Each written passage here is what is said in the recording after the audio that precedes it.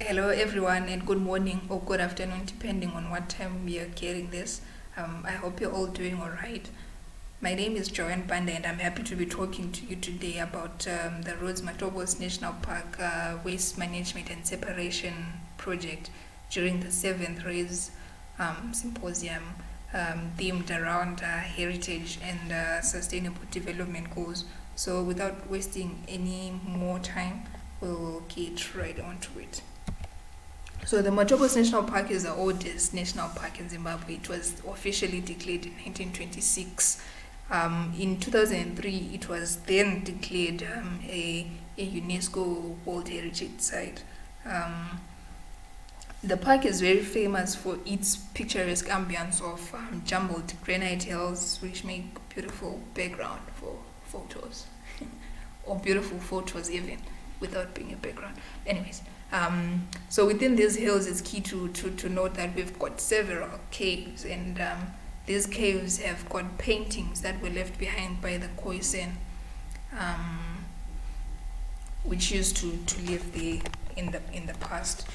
So the park is also it's also very rich in different wildlife species such as leopards, black eagles, wildebeests, and it is also one of the few places remaining with a free roaming rhino population.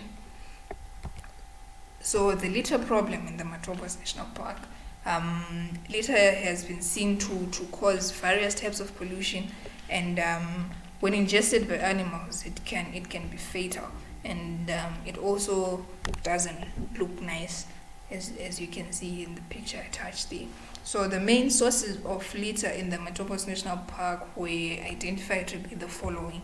So we've got public transport operators and pedestrians, tourists, that's day guests and campers, as well as on-site staff through various methods of incorrect waste disposal. And then just to break it down a little bit further, the types of waste that are dominant in the Matopos National Park are obviously food waste, plastic, glass cans, paper, that's both from the offices and from the tourists. So what we aim to do through this project, firstly, is to make the Matopos National Park a litter-free zone, 100%. And then secondly, we aim to foster eco-friendly attitudes within the local and international tourists, as well as resident communities in the Matopos. And lastly, we aim to play an active role in the realization of SDG 12, which is responsible consumption and production, through encouraging recycling, reducing, and reusing of waste materials in and around the park. So after sitting down and thinking a lot about this, we managed to identify a few hotspots for litter, and that were picnic and campsites, curio centers, public roads within the national park, as well as office and staff compounds in the national park.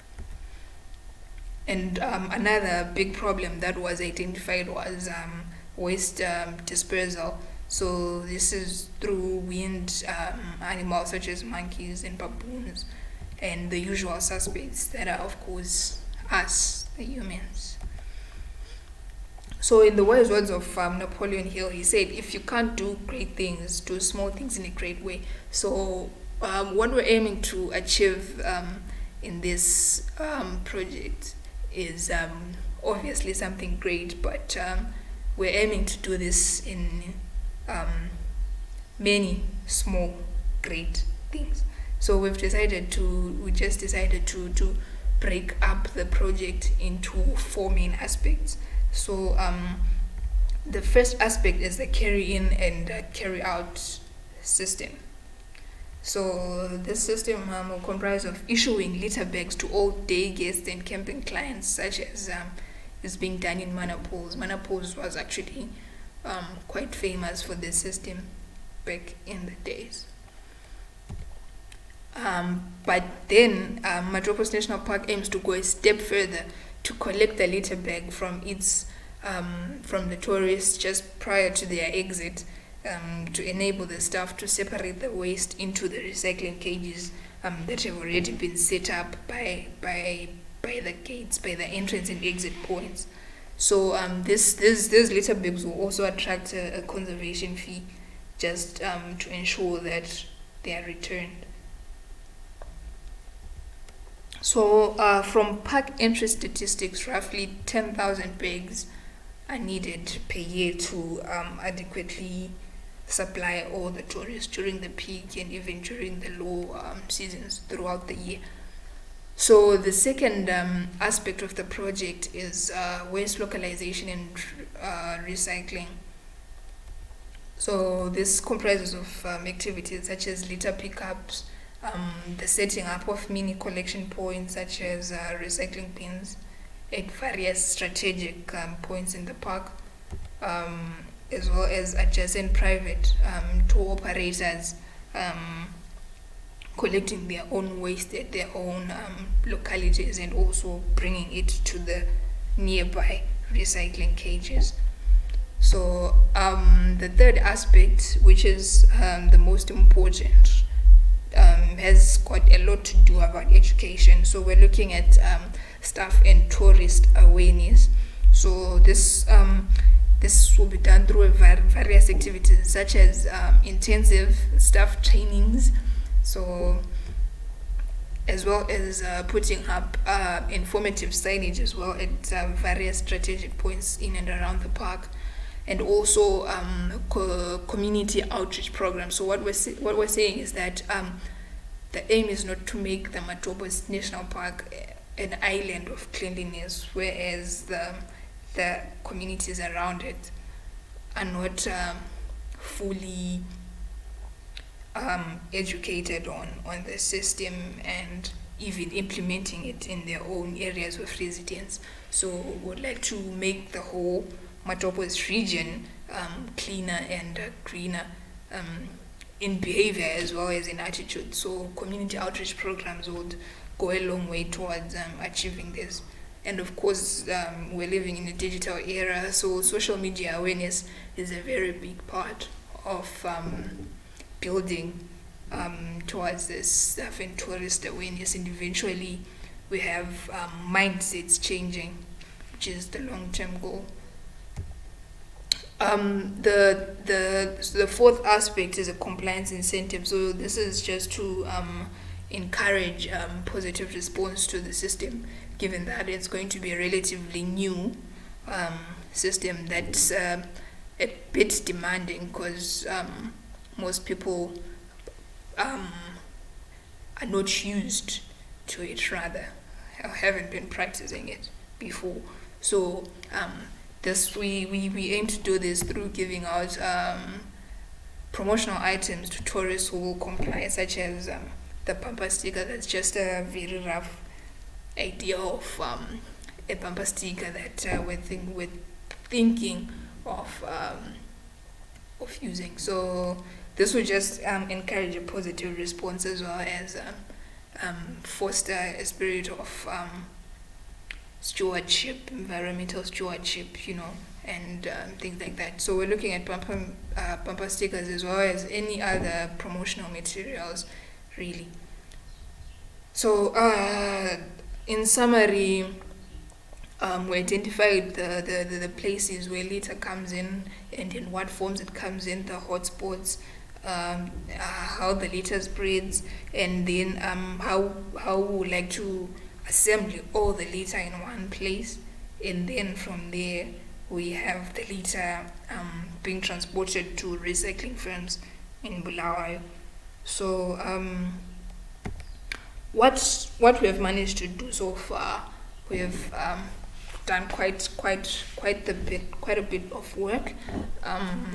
So in January 2020, we had the first stakeholders meeting. So we had different representations from the research fraternity, the tourism fraternity, as well as recycling firms in Bulawayo. They were also represented, and it was also interesting to note that we had representatives from the communities as well, and primary and high school children.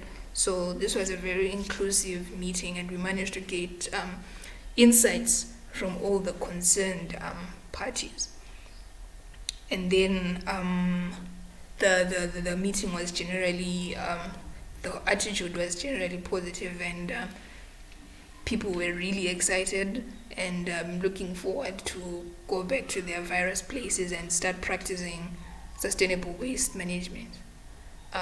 And then as a follow-up to the meeting in February, we had the first staff training as well. So this was facilitated by Delta Beverages, as well as African Recycling Management, which is a recycling firm in Bulawayo. Yeah, so they just came through and educated the park's staff mainly on the importance of recycling, the types of plastic, types of waste, and then the whole recycling process. And at the end, it was very interesting to note that attitudes had changed towards the whole aspect of sustainably managing waste. So those are just a few of the pictures from the training. We also had recycling cages donated towards the project from Delta. So the cages have got 3 compartments, that is for separating plastic cans as well as glass.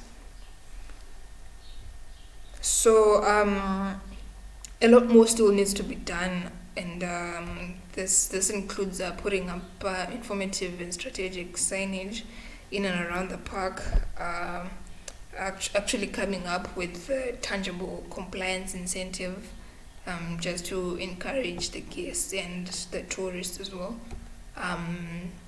Baboon-proofing the current cages as well, so as to reduce the spread of litter after it's been collected in the recycling cages or the recycling bins, and then industrial gloves, just to make the whole process sanitary and safe for the staff, because handling litter can generally be dangerous, like such things such as broken glass and even germs, things like that. So, and another aspect that I can really not emphasize on enough is more trainings. So this is for the staff, the community, the online crowd, everyone really, just to drive towards that positive mindset of recycling and sustainably managing waste.